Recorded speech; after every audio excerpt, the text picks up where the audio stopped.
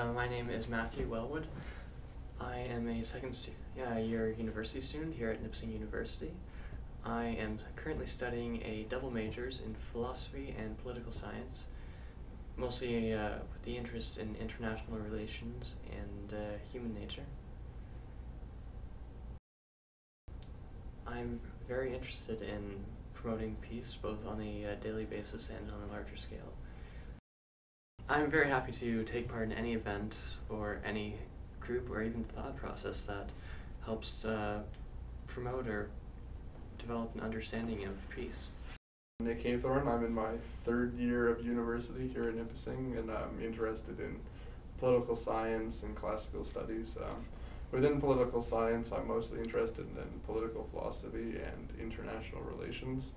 And in international relations, I'm actually most interested in balance of power theory and how that can create or lead to a peaceful and stable society. So the whole talk about peace fits very much in with what I'm interested in. How can we create a global, peaceful order, and then how can we do it at a domestic level too?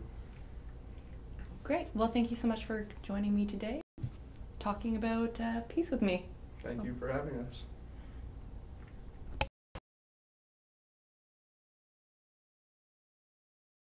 Just in terms of enforcing peace upon people, is that possible? Can we, enforce peace at the end of a gun? Is that doable?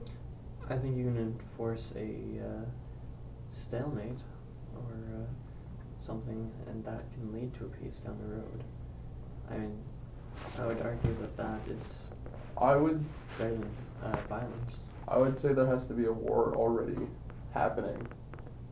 I don't think you could just, go into a country and propose you're going to have peace, you're just because we say so. But I would say maybe that in terms of like a civil war, an outside power stepping in to quickly resolve that issue would in fact lead to some form of peace or stability, because it could shorten the length of war drastically, maybe.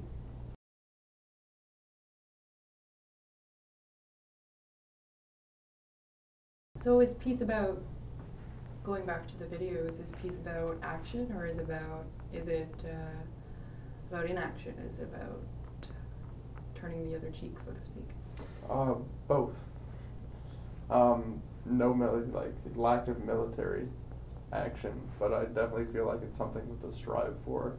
Every state should be striving to make its citizen body feel more secure, whether that means reducing the poverty rate, reducing the local crime rate.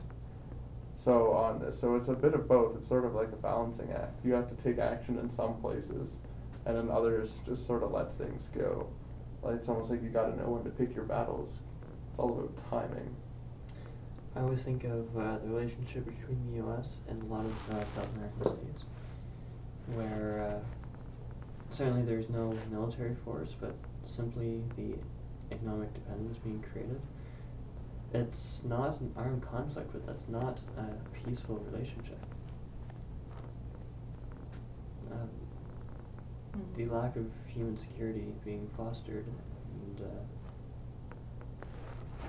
and do you think that peace can be created through action in that situation? Like, because of the obvious, if you are a proponent of, say, something like the dependency theory, because of the obvious injustices in that relationship, can peace be fostered through action on the part of South and Central Americans?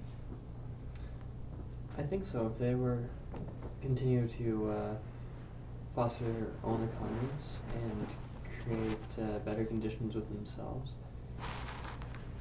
before they really open up a lot of trade with bigger capitalist powers, then states such as the U.S. would definitely not have as good a deal. But it would be more ethical dealing, because both countries would be more equal. It's not one gaining while the other, such as South American country, the government's getting a lot of money, but the people themselves are. That's presupposing, a lack of outside influence initially, a lack of a relationship with more northern capitalist countries, and we already know that that's clearly just not the case. I mean, the dependency is already there. So would their action create peace, or would the action have to be on the part of Americans in order to create a peaceful relationship between those nations? I think it would have to be both. Americans would have to take a step back, which would harm them economically. I'm not sure if a lot of them would be willing to do that. And South Americans would have to continue doing what they are doing, trying to become more self-sufficient without breaking too many of their... I mean, at the civil society level, how can people rise up and attempt to create peace? On that level, they would have to make sure that their intentions are known. They would find people of similar beliefs that could work together to foster such ideas, like on a local level. They could get talks going on a broader level to inform or influence anyone that would have a more meaningful effect. So what do you think? Like, what is the role of the individual in creating a peaceful society or influencing peaceful relationships or relations between nations or states? Well, I think on the individual role, it's all about setting an example. So if you want to strive peace, then it's up to the citizen body to stand up to criminal action. You know, like there's a huge problem, especially in South America, with corruption. You know, people being bought off. It starts at the basis of the individual to recognize that corruption and that a criminal act, and to just stand up for themselves in that way. Also, just standard like movements for better working conditions, better pay, better equality. All those small little movements and are examples can help influence a government's foreign policy and its trade agreements with other countries. So I very much believe at the citizen level that it's up to them to set the examples that the governments can then witness and then be like, okay, this is what our people want. We need to change our policy this way. We need to renegotiate our trade agreements with these nations. So it's not about the state influencing the people, it's vice versa? I would say so, because just because the state is at peace doesn't necessarily mean that the citizens feel peaceful or they feel at peace. Again, just because, you know, Brazil isn't at war with anybody doesn't mean that there aren't Brazilians worrying over when they're going to eat next, or if they're going to get mugged walking through the favelas. I think the same thing goes for somewhere like Canada. Mm-hmm.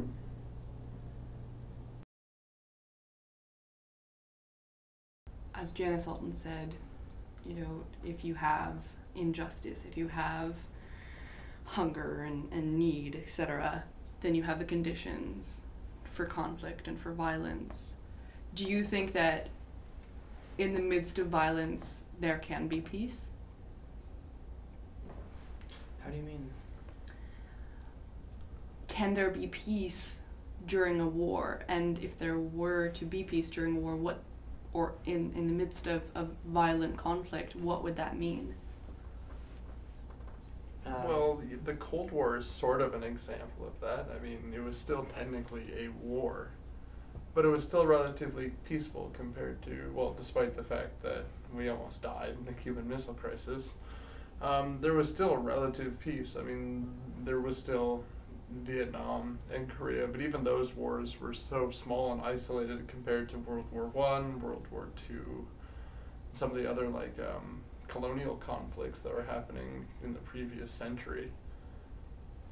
That I would say, yeah, you know, like there are certain scenarios where you can still have a period of peace even though you're at war with another country.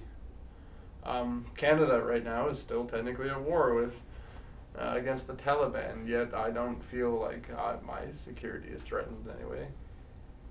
You know, I just feel that I'm at a moderate level of peace, you know, like Do you think that that has something to do with the actual conditions that we are in, like with the war itself, or is it something to do with the way that our society is built now? You know, that we don't feel the impact of the war that our country is currently involved in. I'd say that it's really a matter of the way the war has been spun, because a lot of people still don't realize that Canada is actively in a state of war.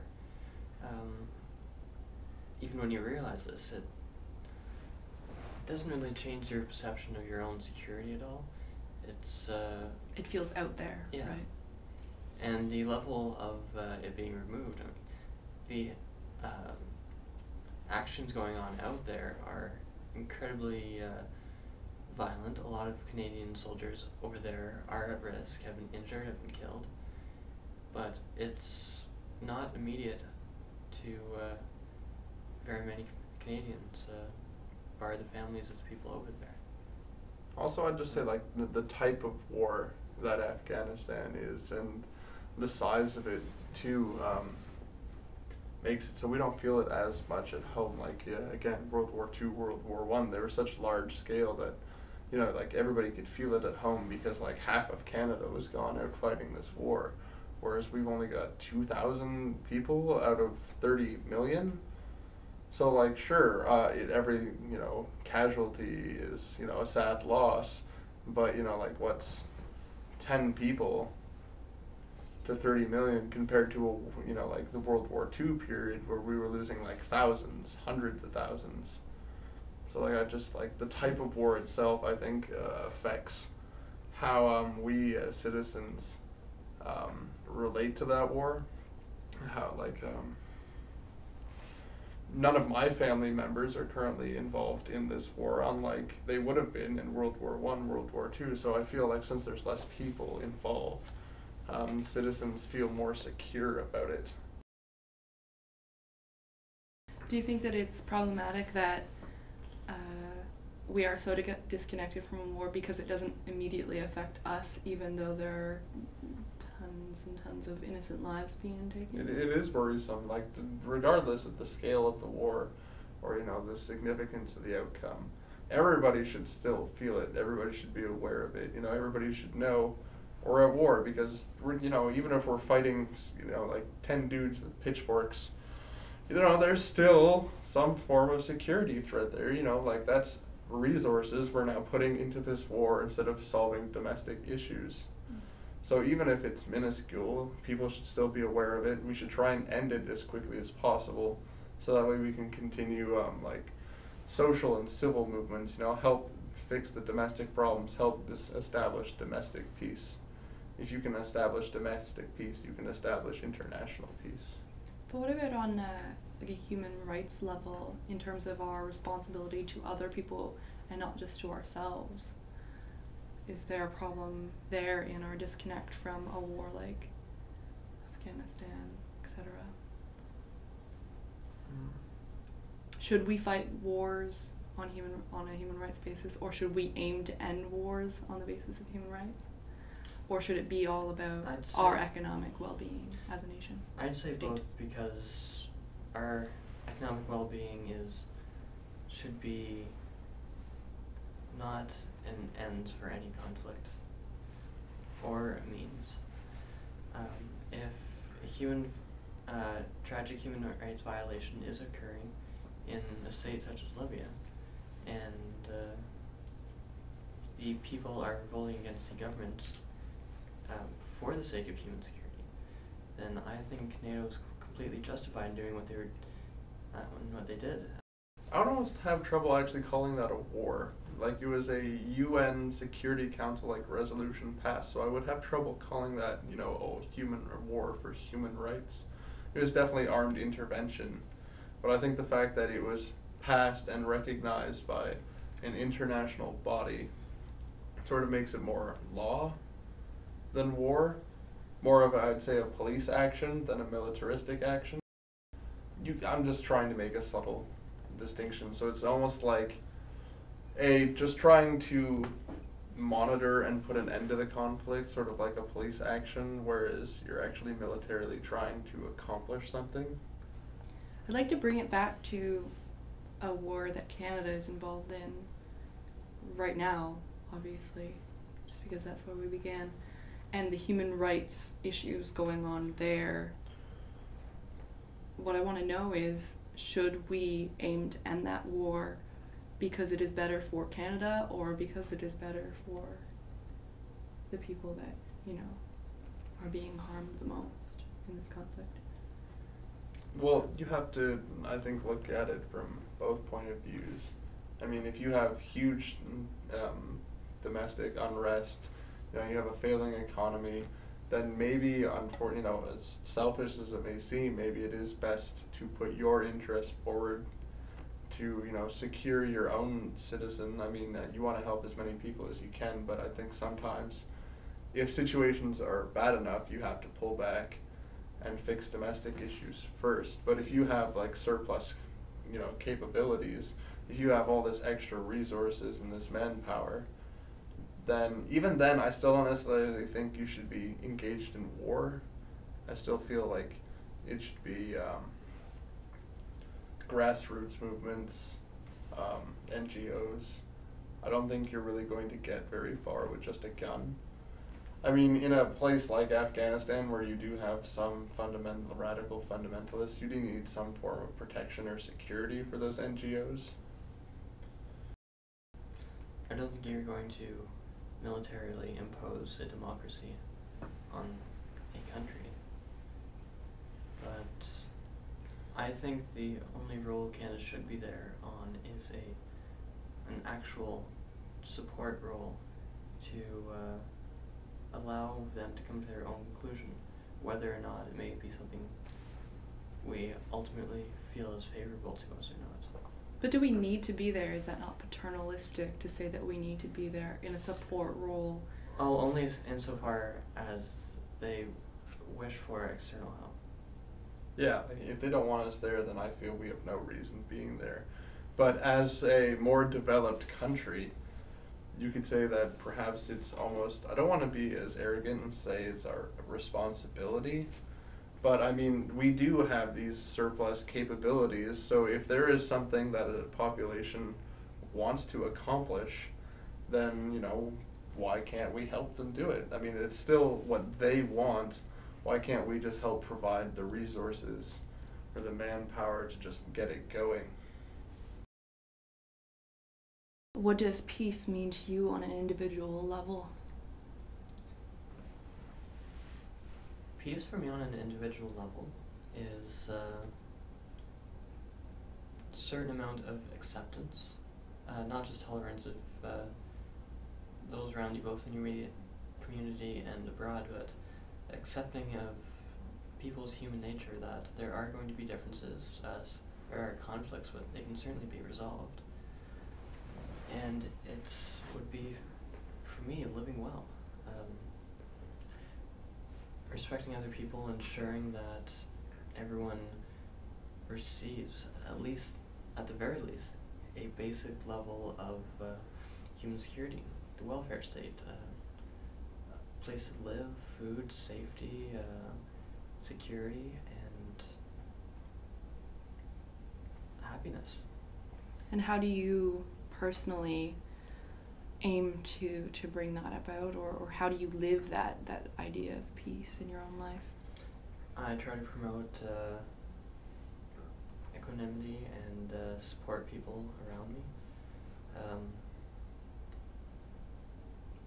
For me, right now, it's through small actions that I hope accumulate into a greater effect, because I don't really have the time to take part in too many different large group things. I'll certainly come out for any meeting like this and try my best, but for the moment, all I can do now is really promote, I suppose, peace around me, and hope that others will do the same. So like leading by example.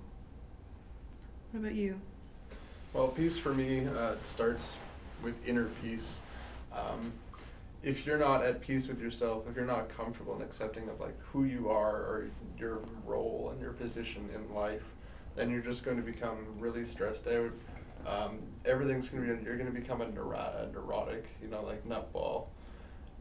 If you can't accept or be comfortable with who you are, then how are you going to be able to accept and be comfortable, accepting of other people? So I feel like every person needs to first just be able to accept and love who they are, just be at peace with themselves, and then once they can do that, then they can begin to respect other people's views, other people's ways of life. I truly feel like if you're just comfortable with yourself, you can be comfortable with somebody else. You can also then support their beliefs, their decisions, without trying to impose your own on them, because you can just step back and be like, that works for them. It might not necessarily be how I like to live my life, but that doesn't mean that it's still not a viable way, a viable option. So I think just achieving that inner peace, and then just, being there and supporting, the goals, even just supporting people's opinions. And just saying, that's a valued outlook, that's a valuable outlook, that's an interesting way of looking things. I think when you're even just insecure, that's when you start to question everything. That's when you're like, oh, that opinion is stupid. Who gives you the right to, do that? That's what starts the minor conflicts. On an international scale, and even on a religious scale. I mean, we've got all this conflict between different religions.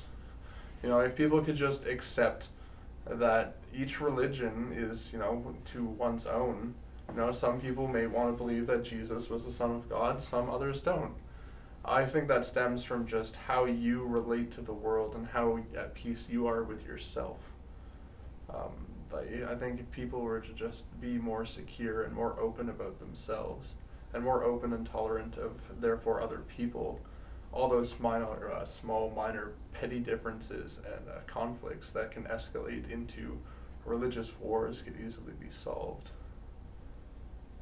So you definitely believe that inner peace can somehow be expanded and extrapolated to global peace? Well, I think that's really how it starts. If you can accept who you are, then you should be able to accept who somebody else is too.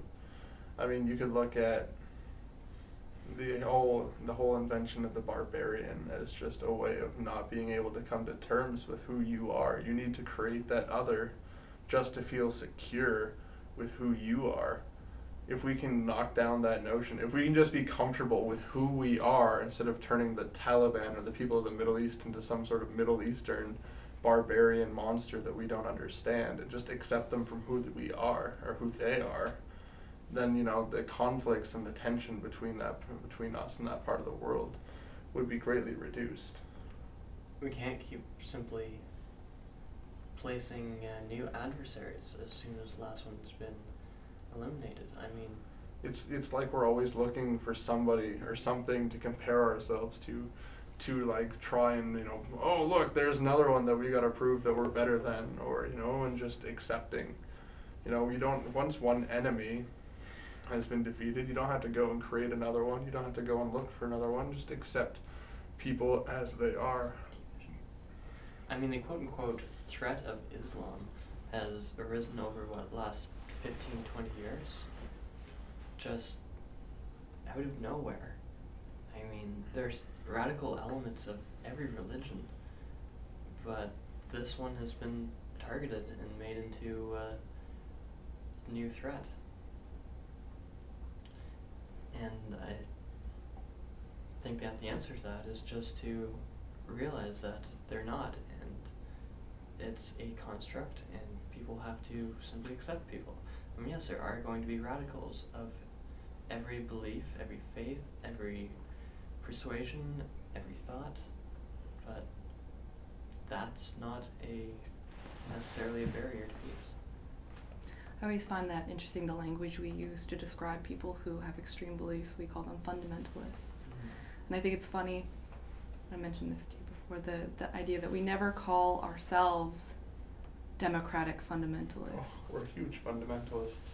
But aren't we just as bad as somebody who's trying to force their religion on someone, or somebody who believes in something so holy that they're going to blow themselves up for it? Are we not just as bad because we are willing to go to war for democracy? Of course right? we are, and I think that's sort of like what we're saying about how we're always just trying to create another opponent. Mm-hmm. We're so like insecure in our own roles as global leaders, or that we feel like people are looking at us, maybe we should get involved, maybe we should spread our ideals around, make it look like we're doing something, which I think just stems from insecurity.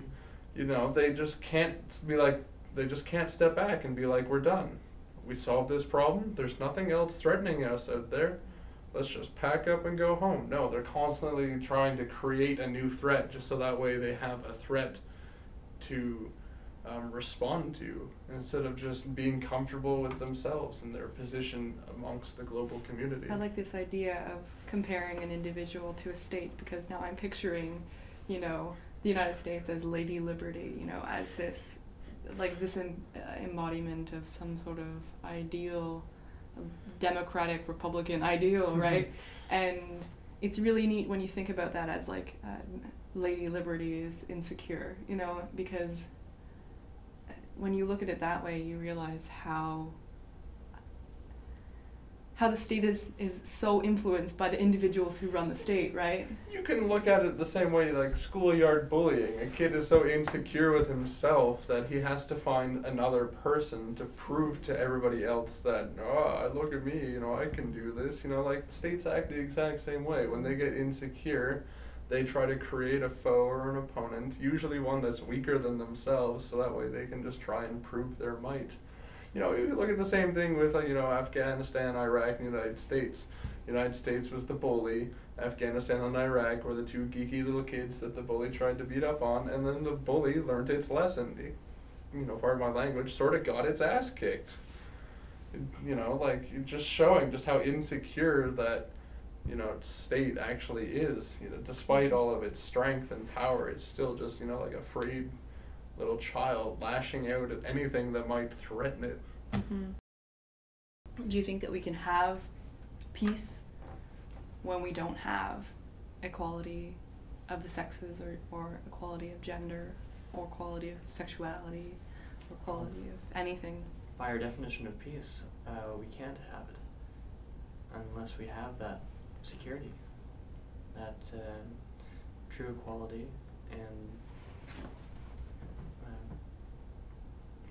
all-around goodness. It's a hard question to answer, because just because you might not necessarily have, maybe as many legal rights per se as a member of the opposite sex, doesn't necessarily mean that you're still treated negatively as a minority. I mean, unfortunately, that's generally what tends to happen when we marginalize a group.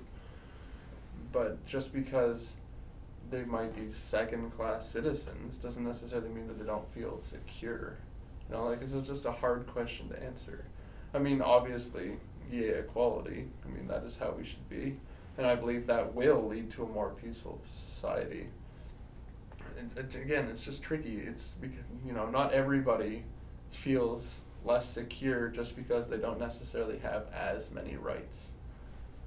I mean, it's different for, say, a single mom who's getting paid less than a single dad. Whereas a working mother with a husband working, wouldn't feel less secure, even though she's making less money because of that, because there's still another financial contributor, right? So, again, it all come down, again, to the basis of the individual. Mm-hmm. So, I like it that this is all coming back to the individual. So what do you think that people in our society right now, in Canada, or students, or specifically young people, because obviously we're young people here, what do we have to do to gain equality, to promote acceptance, and to foster a peaceful society? within Canada, within our schools, etc., and internationally? I'd say one of the biggest things we're going to do is over the long run. Just as we grow up, start our own families, pass down these values, not as new revolutionary ideas, but taught off the basis, just true accepted equality.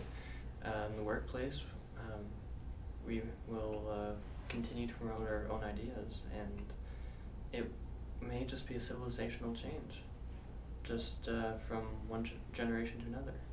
I agree. I can't see, it all of a sudden springing up overnight in some glorious revolution. I think our biggest advantage now as a generation is to start being more open and accepting of other opinions, other perspectives, other religious traditions, and then start teaching younger generations to follow suit. If we can make that a norm in our society, then it will continue to be a norm, and that will lead to peace and stability in the future.